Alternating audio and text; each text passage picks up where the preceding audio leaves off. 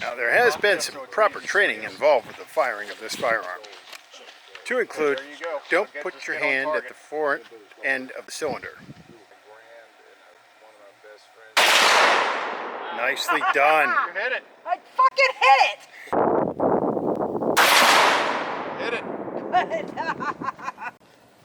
Anybody else? That was awesome! That was amazing!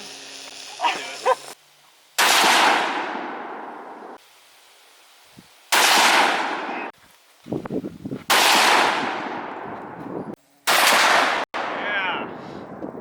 Headshot, right?